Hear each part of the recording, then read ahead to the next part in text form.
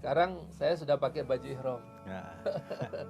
Nah, inilah tapi pertama perjalanan menunaikan haji maupun umroh, yaitu menggunakan kain ihram. Nah, ini penting sekali. Kita bisa lihat Pak Ridwan bahwa dengan memakai kain ihram seperti ini, kita bisa melihatnya itu dalam 3 ranah ya, 3 sisi. Pertama adalah sisi fisiknya adalah kain ihram, nih, kain putih. Kemudian sisi mentalnya apa dengan menggunakan kain ihram ini? Nah, kalau saya merasakan Pak Ridwan dengan menggunakan baju putih seperti ini nih, ada loh perasaan di hati. Perasaan bahwa saya ingin lebih khusyuk, saya ingin lebih rendah hati, itu ada perasaan itu. Dibanding dengan kalau saya pakai jas. Kalau saya pakai jas itu perasaannya itu mau apa ya? Dihormati ya. Mau urusan bisnis gitu ya. Ya. Kemudian mau urusan ngurus kerjaan kantor dan sebagainya ya, bertemu dengan klien, tamu, atau mau berceramah ya di depan peserta training misalnya. Tapi kalau pakai kain ihram ini perasaannya mungkin setiap orang beda-beda, tapi perasaan saya itu adalah lebih saya ingin lebih teduh, ingin lebih dekat dengan Allah, itu ada perasaan itu. Ya. Wallahu a'lam bishawab ya, bahwa pastinya itu bukan karena bajunya dong. Iya, betul. Ya kan? Pasti karena niat yang ada di dalam hati kita. Nah, yang ketiga adalah tataran spiritualnya. Apa makna kain ihram ini? Nah, untuk memudahkan ini Pak Ridwan, bahwa kita bisa kok menggunakan kain putih ini di mana saja. Ya. Nggak harus umroh, nggak harus haji kan? Kita beli di toko, kita pakai. Pakai sholat, pakai pergi ke pasar, pergi ke mall bisa. Nah, artinya sebetulnya secara kain, secara materi ya nggak ada bedanya ini dengan baju-baju yang lain. Gitu. Tidak ada makna yang kesucian yang melekat di dalam kain ihram ini sebagai sebuah benda. Gitu. Nah, tetapi ini digunakan oleh Allah dalam hal ini syariat agama untuk kita gunakan menunaikan haji dan umroh. Nah, kan kita bisa bertanya Pak Ridwan, kenapa ya umroh nggak pakai baju batik aja, ya kan? Ya. Ihramnya itu nggak pakai baju jas, pakai baju raja, pakai toga gitu coba. Kebayang nggak kalau haji itu pakai toga Pak? Ya kan? Nanti tentara kalau haji itu pakai baju seragamnya ya. Seragam haji ya, polisi-polisi pakai baju mereka. Terus bayangkan kalau raja Pak, raja yang dengan segala pernak-perniknya dia pergi haji, dipakainya pakai pakaian raja itu, gimana Pak? Pasti saling bersaing berarti. Kan ada yang apa ya? Nah, ada aneh gitu kan. Nah, jadi kita akhirnya bertanya, kenapa ya kok kita hanya boleh memakai kain putih untuk kita melakukan haji dan umroh itu. Nah, di sini kita bisa mencoba ini Pak Ridwan, mulai memahami lebih dalam. Karena ini etape pertama, maka kita harus mulai dulu dengan niat yang ada di hati kita. Bahwa kita ini menggunakan kain ihram, tapi sebelum niat itu belum termasuk ihram. Maksudnya belum termasuk berihram. Nanti sesudah kita menggunakan kain ihram, kemudian kita berniat ihram, nah barulah itu masuk masa berihram. Dan itu. Nah, pertanyaannya, sebelum kita niat berihram, maka kita mesti tanya dulu ke dalam hati kita. Ini penting nih bagi khususnya jamaah haji yang berangkat, bertanya dulu ke dalam diri sendiri. Kan ada banyak orang yang mau pergi haji tapi berhalangan. Bisa karena uangnya, bisa karena kesehatannya, bisa karena apa saja. Yang jelas dari 6 juta yang mendaftar haji hanya 220.000 yang berangkat. Jadi boleh dibilang sebetulnya yang berangkat haji itu adalah yang benar-benar diminta oleh Allah. Ya, saya waktu haji kemarin itu Pak Ridwan, itu saya bertanya-tanya dalam hati saya, kenapa ya kok saya dipilih oleh Allah? Kenapa saya dipanggil untuk haji? Coba pemirsa misalnya, Bapak Ibu, kenapa Bapak Ibu yang dipilih dibandingkan dengan yang lain? Apakah Bapak Ibu lebih mulia? Terpikir nggak? Saya dulu bertanya-tanya itu. Apakah saya lebih mulia dari yang lain sehingga saya kok dipilih? Apakah saya lebih punya uang dibanding yang lain? Apakah saya lebih banyak dosanya dibanding yang lain? Ya. Atau apa maksud Allah ya memilih saya untuk berangkat haji? Nah, ini penting. Karena kalau pertanyaan ini tidak kita jawab terlebih dahulu, maka kita berangkat haji itu masih ngambang, Pak. Kita ya udah pokoknya ini memenuhi rukun Islam. Kita berangkat sebagai tanda bahwa kita patuh, kita berangkat. Tapi pertanyaan lagi lebih dalam. Kenapa kok saya tidak yang lain? Ada apa dengan saya? Apa maksud Allah memilih saya untuk berangkat haji tahun ini?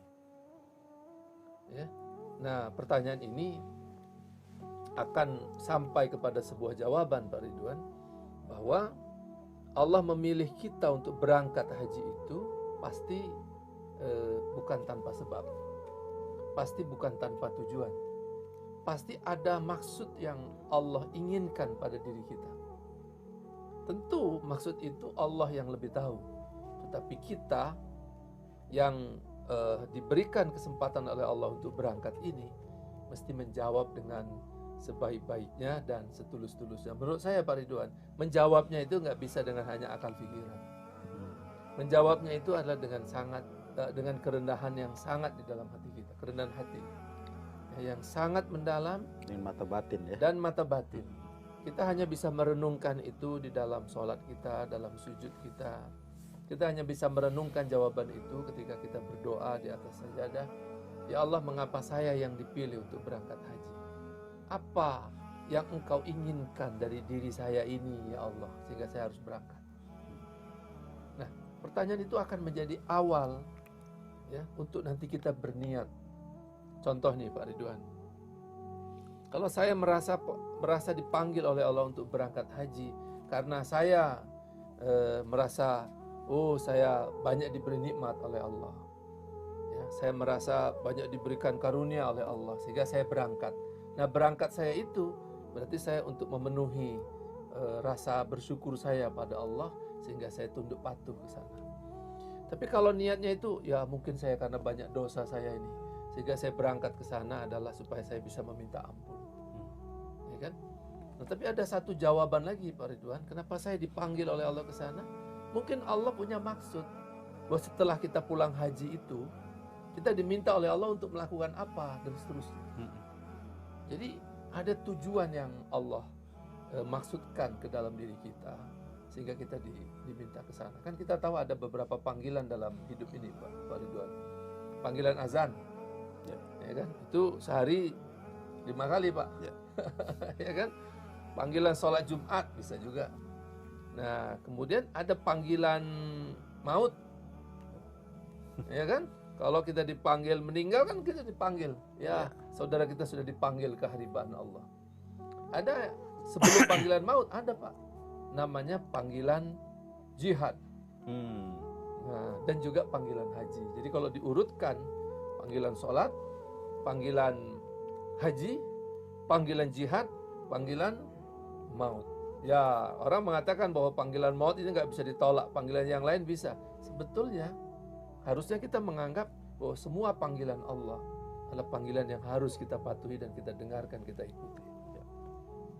Jadi panggilan haji ini adalah panggilan dari Allah untuk kita datang memenuhi panggilan Allah itu, dalam arti kita datang ke sana itu jangan hanya dimaknai sebagai panggilan fisik kita datang ke tanah suci, Pak.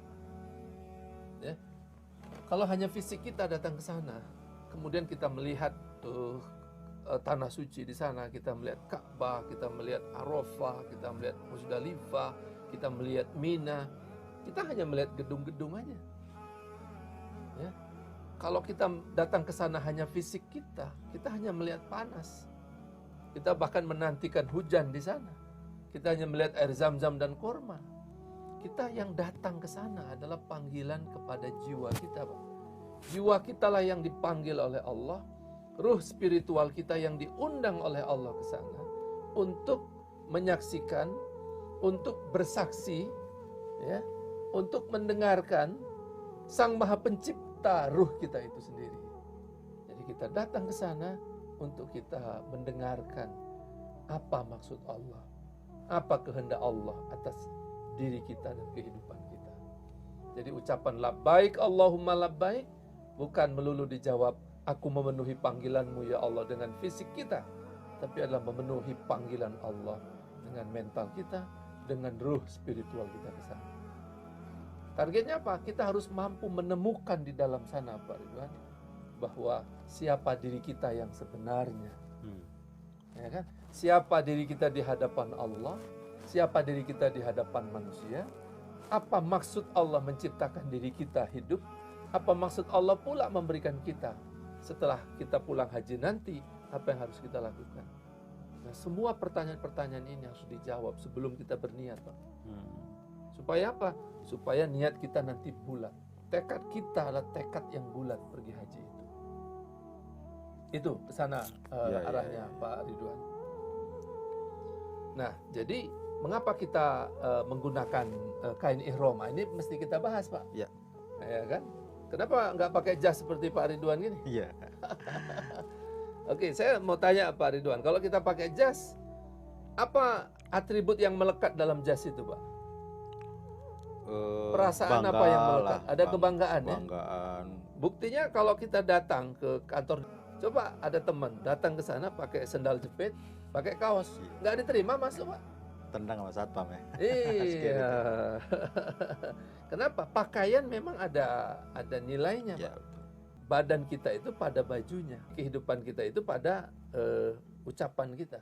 Contoh, raja.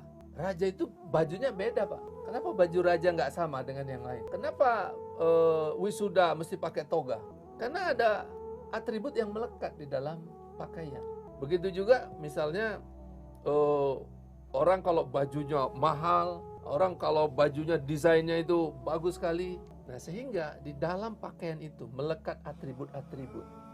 Ada atribut dia pejabat, ada atribut dia tentara, ada atribut dia polisi, ada atribut dia sarjana, profesor, doktor, ada atribut sebagai raja. Nah, atribut-atribut itu, Pak, adalah mengklasifikasikan manusia secara sosial. Ya kan? Kalau atributnya itu raja, nggak mungkin dia memakai pakaian raja itu bersama masyarakat banyak. Kalau dia pakai toga, nggak mungkin dia pergi ke pasar pakai toga. Kan aneh. Jadi Pak Ridwan, semua pakaian dunia itu mengandung atribut-atribut yang menimbulkan perasaan yang berbeda-beda di sisi para pemakainya. Bisa jadi kalau pakaiannya mahal, dia jadi bangga. Saya orang sukses. Kalau pakai kaos oblong nggak diterima. Tapi kalau pakai jas, wah, langsung diterima. Paling tidak memang orang dari depan itu melihat. Nah, kenapa itu semuanya dibuka? Maka jawabannya adalah karena di dalam pakaian-pakaian dunia sehari-hari, di dalamnya ada atribut-atribut yang menggolongkan kita atau menempatkan kita pada klasifikasi strata sosial tertentu. Dan itu yang menyebabkan orang punya perasaan-perasaan yang khusus terhadap baju itu. Nah, perasaan itu bisa menimbulkan kebanggaan, kesombongan, keangkuhan, dan juga menggambarkan bisa jadi keminderan. Ya kan? Saat semua orang pakai jas, dia pakai kaos oblong, dia minder misalnya. Nah, karena raja pakai baju raja, rakyat pakai pakaian biasa. Nah, ini menimbulkan klasifikasi yang luar biasa. Nah, perasaan seperti itu yang menimbulkan orang punya kelas-kelas tertentu dalam kehidupan, itu nggak bisa dipakai ketika kita ingin berjumpa dengan Allah. Maka caranya semuanya ditinggalkan, pakaian-pakaian yang punya atribut. Jadi apa yang harus digunakan? Yang tanpa atribut, yang tanpa embel-embel jabatan, yang tanpa ikutan pangkat, yang tanpa ada ikutan perasaan sukses, perasaan orang hebat, perasaan orang kuat, perasaan orang soleh bahkan.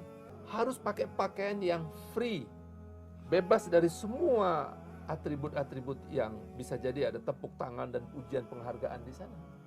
Yaitu adalah memakai kain putih biasa, yang mungkin harganya murah dan tidak ada gaya apapun di dalam. Nah, dengan begitu Pak Ridwan, bahwa pertama-tama yang di screening sebelum kita berniat adalah kamu lepaskan dulu. Saya tentara, saya polisi, saya menteri, saya gubernur.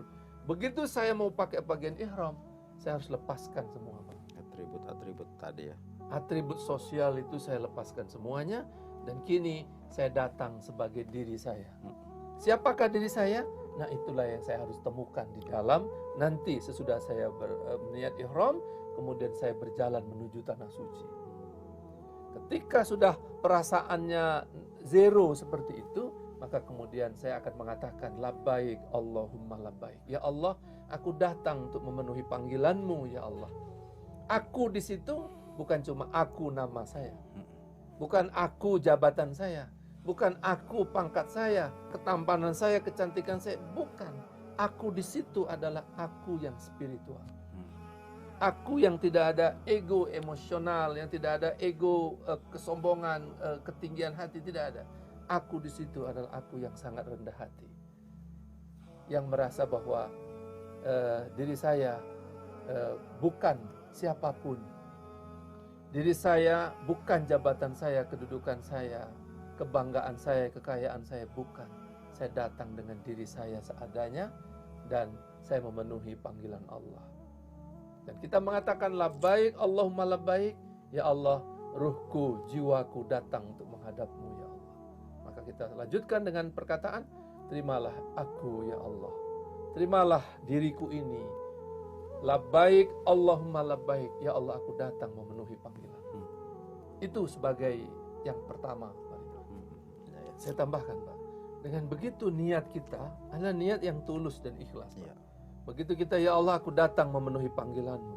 Bukan karena untuk jabatan. Bukan karena untuk pangkat. Bukan karena untuk pujian. Aku datang, ya Allah, memenuhi panggilanmu untuk haji dan umrah ini. Bukan supaya aku dapat gelar haji. Bukan supaya aku dapat keuntungan dunia. Bukan. Aku datang, ya Allah, semata-mata karena aku ingin. Aku ridho sebagai hambamu. Dan aku pun memohon agar engkau ridho. Aku adalah sebagai hambamu. Luar biasa sekali ya. Niat itu, Pak.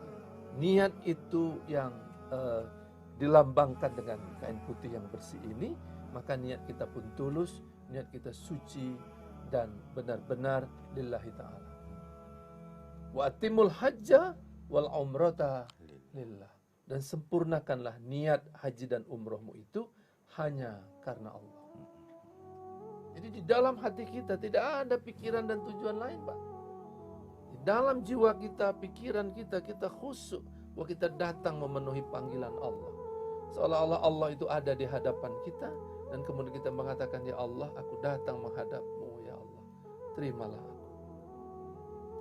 Niat yang itu dia ucapkan. Dengan lafaz niat, nawaitul hajja wal umrata. Ya Allah, sengaja aku haji dan umrah. Wa ahramtu biha. Dan aku mengharamkan diriku ini dari semua yang engkau haramkan atas diriku. Dan ya Allah, hajiku ini adalah karenamu dan hanya untuk